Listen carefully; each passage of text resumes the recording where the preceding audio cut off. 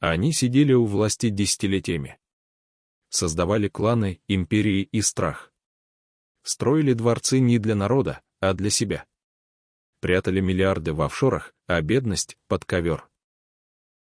Сегодня они якобы вне политики. Но контроль остался.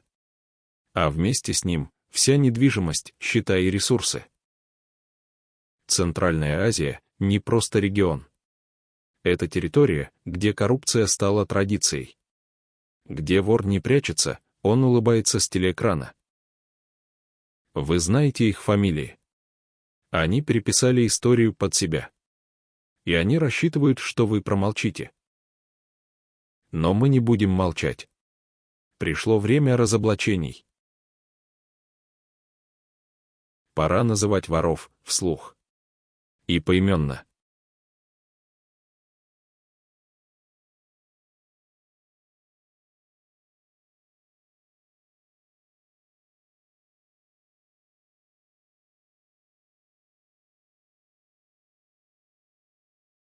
Если Казахстан грабили семьями, то Узбекистан грабили семьей президента в одиночку.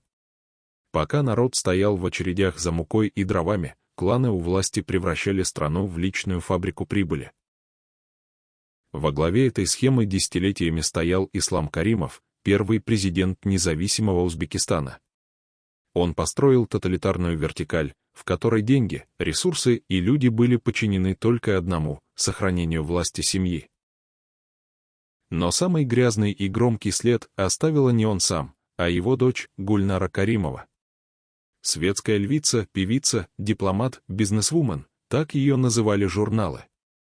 На деле же одна из самых крупных коррупционных фигур в истории Центральной Азии двойной восклицательный знак. Расследования показали, через Гульнару проходили многомиллиардные сделки в телекоммуникационном секторе, где взятки стали условием входа на рынок. Компании Телясонера, Вимпелкайрм, МТС платили миллионы долларов за доступ к узбекским частотам. И все деньги оседали в зарубежных структурах, подконтрольных ей лично. Через офшоры в Панаме, Лихтенштейне и Швейцарии Гульнара владела недвижимостью в Женеве, виллами в Дубае и апартаментами в Нью-Йорке. Швейцарские прокуроры зафиксировали более 800 миллионов долларов, связанных с ней и ее окружением. Это не слухи, это судебные документы. При этом в самой Фергане люди собирали деньги на лечение детей. В Хорезме строили школы на пожертвования. А правительственные бизнесы, хлопок, энергетика, телеком работали в тени семьи двойной восклицательный знак. Гульнара Каримова была не просто приближенной к власти, а она монополизировала Узбекистан под себя. От текстиля до ювелирного бизнеса, от рекламы до СМИ, все проходило через ее структуры. Даже экспорт золота, по информации нескольких расследований, курировался через ее людей. В 2014 году Каримова исчезла из публичного поля. Говорили о домашнем аресте, потом о заключении. Но точная картина стала известна только в 2017 году. Она была задержана, а позже приговорена. Однако села она не за коррупцию, а за уклонение от налогов и мошенничество. Весь масштаб ее деятельности так и не был озвучен официально. Никаких прямых обвинений в адрес Каримова-старшего тоже не последовало. Ислам Каримов, умерший в 2016 году, остался в памяти официальной истории как «отец нации». Ни одного расследования, ни одной комиссии, ни одного судебного процесса. Хотя за его спиной осталась страна, выкачанная до дна. Государство владело всем, но это все находилось в распоряжении одной фамилии. Целые отрасли экономики контролировались напрямую через родственных министров, губернаторов и послушных судей. В Узбекистане тогда не было коррупции, она была и есть режимом управления. Гульнара Каримова до сих пор не раскрыла всех схем. А те, кто с ней работал, до сих пор не под следствием. Они в теневом бизнесе, в новых структурах, с новыми лицами, но с теми же деньгами. Международные расследования ОСИСЯРПи, Ле Монд, BCC прямо указывали, Узбекистан был отмылочным центром для международных телеком-гигантов. А сама Гульнара вела личные переговоры от имени государства, не имея официальных полномочий. Так государство и семья стали одним целым. Вместо того, чтобы защищать интересы народа, власть защищала интересы офшоров, двойной восклицательный знак. Вместо социальной политики — личное обогащение. Вместо прогресса — культ имени и страха. Сегодня Гульнара в тюрьме, но большинство денег так и не возвращены в страну. Никаких международных санкций против тех, кто ей помогал, не введено. А народ, как всегда, должен потерпеть.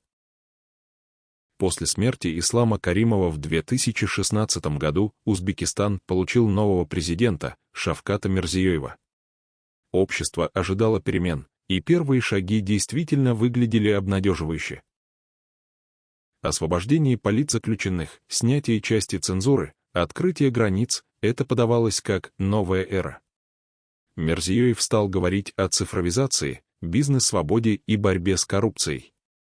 Но что стоит за этой красивой оберткой? На деле почти ничего не изменилось. Те же лица, те же фамилии, те же схемы, просто аккуратнее и тише. Власть осталась в руках тех, кто стоял у кормушки еще при Каримове. Мирзиёев — не новый лидер, а продолжатель системы, в которой вырос сам. Он был премьер-министром с 2003 года. Он видел, знал и молчал, когда страна вывозилась по частям в офшоры. После прихода к власти он не разогнал старую элиту. Он ее перетасовал.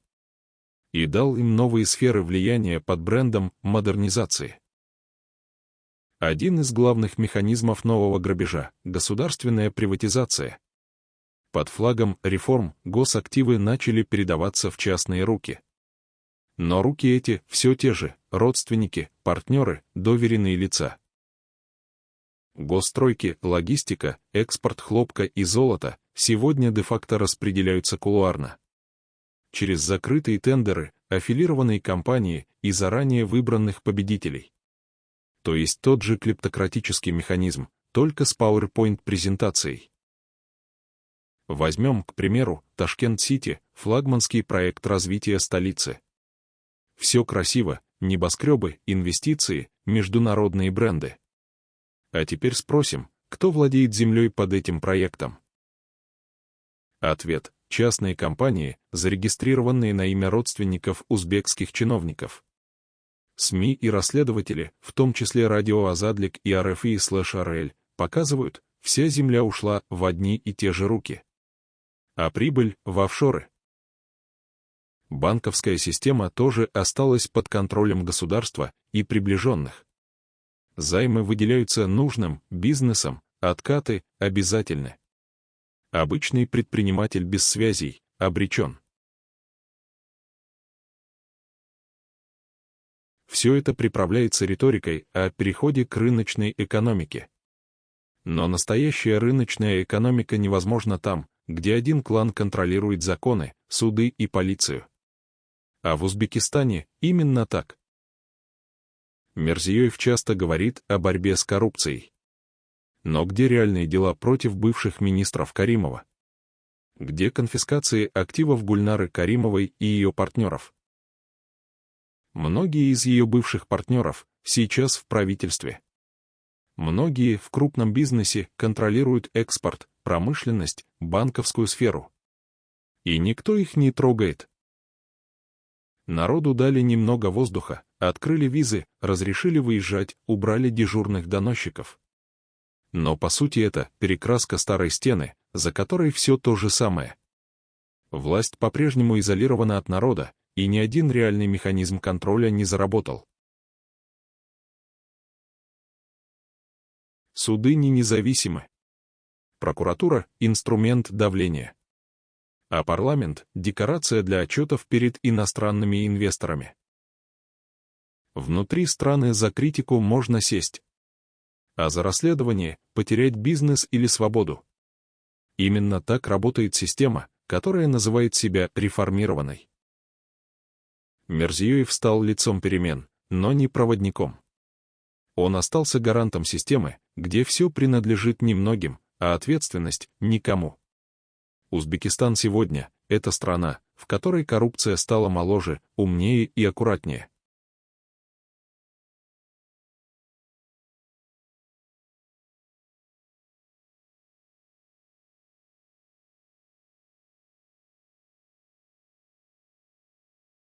Казахстан — богатейшая страна региона, в которой нефть, уран и газ текли не в казну, а в карманы одной семьи. Нурсултан Назарбаев построил не государство, а вертикаль личного контроля, где вся экономика сводилась к одному центру — клану Илбасы. С 1991 года и до своей формальной отставки в 2019 он не правил, он владел. Каждая нацкомпания, каждый крупный актив, каждый международный контракт проходил через согласование с верхушкой. По сути, вся страна жила по принципу «если ты не с нами, ты не получаешь ни контракта, ни должности, ни кредита». А кто был с нами? Его семья. Его окружение. Его племянники. Дарига Назарбаева, дочь Назарбаева, экс-спикер Сената, хозяйка империи через цепочку офшоров. Расследования о CCRP, BBC и швейцарских банков показывают, миллионы долларов уходили из страны под видом консультаций и проектов. Через компании, зарегистрированные на Британских Виргинских островах, в Люксембурге и в Дубае, отмывались деньги от казахстанских проектов. Недвижимость в Лондоне, особняки в Австрии, счета в Швейцарии — все это подтверждено публикациями 2020-2023 годов. Самат Абиш, племянник Елбасы, занимал пост замглавы КНБ. Но при этом контролировал потоки нефти, включая схемы с дешевой нефтью для внутреннего рынка, которая потом по документам терялась. Его имя всплывало и в январских событиях 2022 года, когда в стране произошел реальный народный взрыв. Тогда люди вышли не только из-за газа, они вышли от безнадежности. И да, Абиш внезапно ушел с поста. Кайрат Сатыбалды, еще один племянник, официально осужден в 2022 году. СМИ называли его теневым оператором всех закупок в сфере телекоммуникаций, энергетики, религиозного фонда и даже акиматов. Но главное, никто так и не назвал его преступление по полной. Несмотря на арест, его структуры продолжили работать только через третьих лиц. Сатыбалды — символ того, что коррупция в Казахстане не сажается, а временно прячется. Миллиарды долларов были выведены в офшоры, часть этих денег, по данным СМИ, вернулась в страну якобы в виде инвестиций. То есть, украли, вывезли, вернули под видом помощи и снова нажились. Бывшие министры, такие как Бауржан Байбек, Адильбек Джексыбеков и десятки экс-акимов, владеют имуществом, стоимость которого не соответствует их зарплатам. У кого дома на Женевском озере, у кого салоны красоты в Дубае, а у кого и вовсе острова на Сейшелах. Лондонская недвижимость давно стала вторым Нур-Султаном. За последние 15 лет семьи чиновников купили там объектов на сумму свыше 750 миллионов долларов. Это официальные оценки от Transparency International. И все это на фоне бедности регионов, разбитых дорог и школ без отопления. В Жанаозене люди выходят за воду. В Таразе — за еду. После январских событий народ поверил, что система начнет рушиться. Но вместо падения мы увидели лишь косметический ремонт. Новый президент пообещал новый Казахстан, но старые руки остались у руля. Главный вопрос — почему никто не сидит? Почему офшоры остались нетронутыми, активы не возвращены, а фамилии не названы официально? Где громкие дела, где открытые суды, где конфискации? Пока народ молчит, система жива. Пока элита перекрашивается, она все еще у власти. Пока Назарбаев не осужден официально, он по-прежнему тень, давящая на страну. После народного взрыва в январе 2022 года казалось, что клановая система рухнет. Тысячи людей вышли на улицы, миллионы смотрели в экраны в ожидании перемен. Но что случилось на самом деле? Кто ушел, а кто остался? Где посадки, где возмездие, где очищение? Ответ в том, что Казахстан не перезапустили, а перекрасили. Местами сняли шильдики, переименовали Нур-Султан, обратно в Астану, провели реформы на бумаге. А тем временем в Лондоне остались особняки семьи Назарбаева. В Женеве их счета. В Дубае бизнесы, оформленные на подставных лиц. Конфискации. Только точечные. Расследования. Лишь те, что не затрагивают корень. А в корне — международные партнеры, западные банки и молчаливые адвокаты элит. В 2023 году только в Швейцарии были арестованы активы, связанные с семьей Назарбаева, на сумму $300 миллионов. Но это капля. Счета в Эмиратах, Великобритании, Сингапуре так и остались нетронутыми. Почему? Потому что система работала на международном уровне. Инвестиционные фонды, зарегистрированные в Люксембурге, обслуживали нужды элиты. Они переводили средства под видом инвестиций в будущее Казахстана, а на деле выкачивали экономику. Самые доходные госкомпании, от Казмунайгаза до Самрұқ-Казына, были переведены в частные руки через реформы. То есть под видом рыночной экономики происходило банальное перераспределение богатств между своими. Народ после января ждал ответа. Но никто так и не вышел на трибуну, не сказал: «Да, мы крали». Никто не вернул народу награбленное, ни публично, ни втихаря. Назарбаев жив и не признан виновным официально.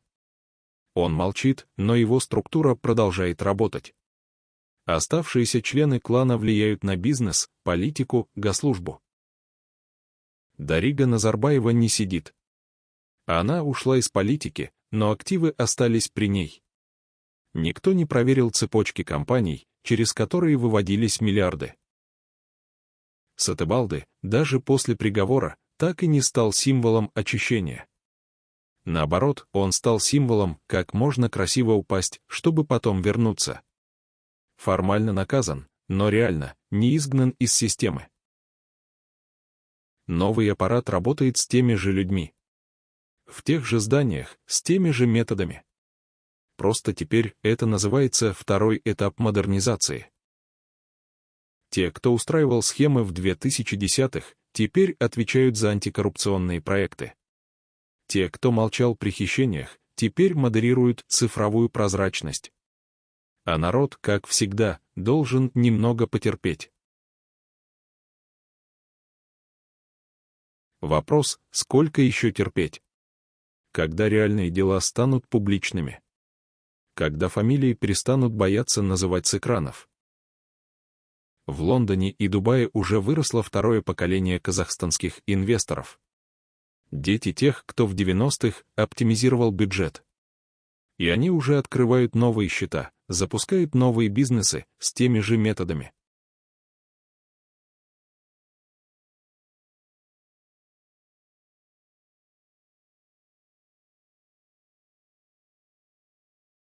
Таджикистан — единственная страна Центральной Азии, где коррупция носит фамилию президента. Если в Казахстане и Узбекистане воровали элиты, то здесь ворует только одна семья, и вся страна это знает. С 1992 года у власти находится Эмомали Рахмон. 30 лет, один человек у руля, без смены, без оппозиции, без настоящей демократии. И все бы ничего, если бы за эти 30 лет в стране наступило процветание. Но Таджикистан — один из самых бедных государств бывшего СССР. А семья Рахмона — одни из самых богатых. Рустам Эмомали, сын президента, мэр Душанбе и председатель Совета Национального собрания. Фактически, второй человек в государстве, но по сути, наследный принц. Он не избирался, он назначался, выращивался, передавался от отца к креслу. За ним стоит все, от распределения земель в столице до крупных строительных подрядов. Компании, аффилированные с его окружением, получают крупные тендеры, без конкуренции и контроля. Официальные данные о его доходах закрыты, а реальная собственность скрыта за подставными фирмами. Озода Рахмон – дочь президента, глава администрации президента. Она контролирует кадровую политику, аппарат власти, министерства, СМИ. Практически тень премьера, только без официального звания. Братья, дяди, племянники президента управляют госмонополиями. Барки точек энергетика, Таджик Трансгаз газ, Талка алюминий. Все стратегическое, под контролем одной фамилии. Телко таджикский алюминиевый завод, один из крупнейших производителей алюминия в регионе. Официально государственное предприятие. Фактически, доходы контролируются через офшорные компании, зарегистрированные на лица, близкие к Рахмону. Ежегодно завод производит миллионы тонн алюминия. Но в бюджет поступает лишь крошечная часть прибыли.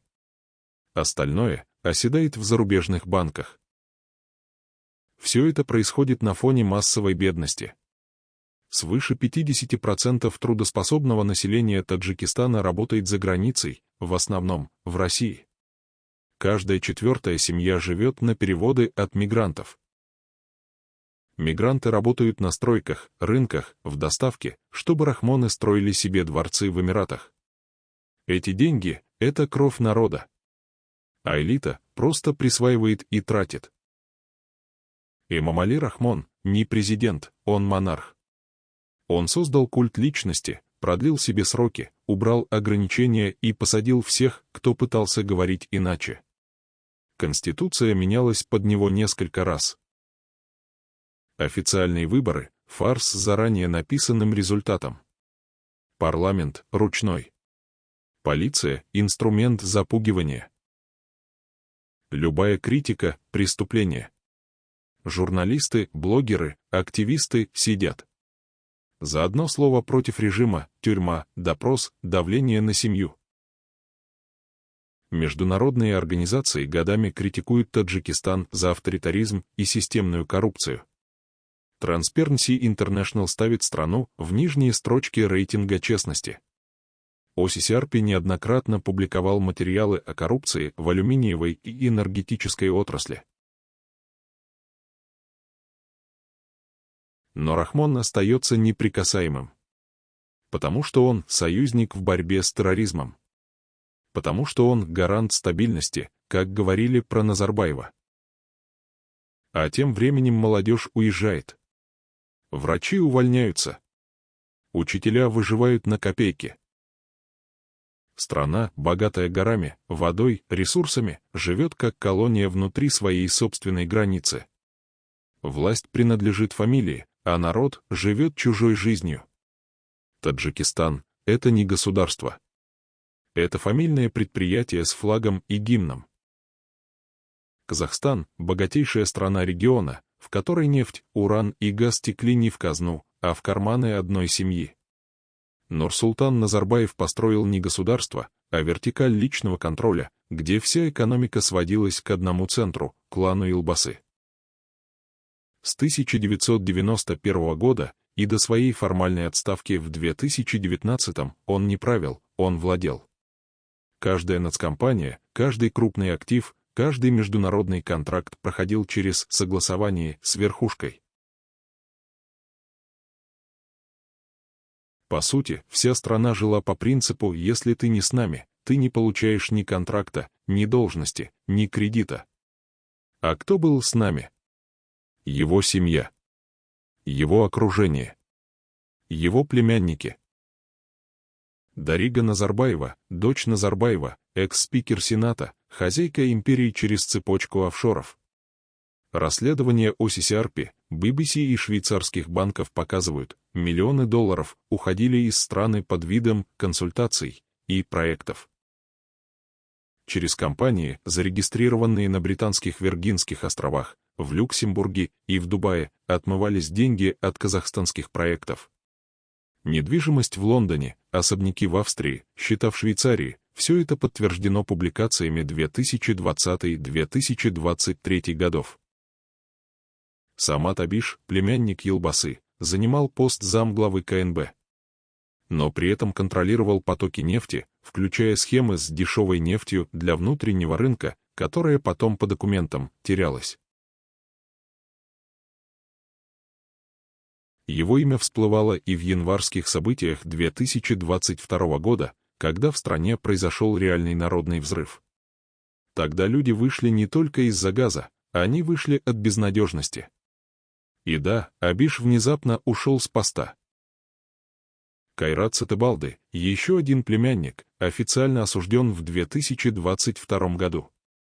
СМИ называли его теневым оператором всех закупок в сфере телекоммуникаций, энергетики, религиозного фонда и даже акиматов. Но главное, никто так и не назвал его преступление по полной. Несмотря на арест, его структуры продолжили работать только через третьих лиц. Сатыбалды — символ того, что коррупция в Казахстане не сажается, а временно прячется. Миллиарды долларов были выведены в офшоры, часть этих денег, по данным СМИ, вернулась в страну якобы в виде инвестиций. То есть украли, вывезли, вернули под видом помощи и снова нажились. Бывшие министры, такие как Бауржан Байбек, Адильбек Джаксыбеков и десятки экс-акимов, владеют имуществом, стоимость которого не соответствует их зарплатам. У кого дома на Женевском озере, у кого салоны красоты в Дубае, а у кого и вовсе острова на Сейшелах. Лондонская недвижимость давно стала вторым Нур-Султаном. За последние 15 лет семьи чиновников купили там объектов на сумму свыше 750 миллионов долларов. Это официальные оценки от Transparency International. И все это на фоне бедности регионов, разбитых дорог и школ без отопления. В Жанаозене люди выходят за воду. В Таразе — за еду. После январских событий народ поверил, что система начнет рушиться.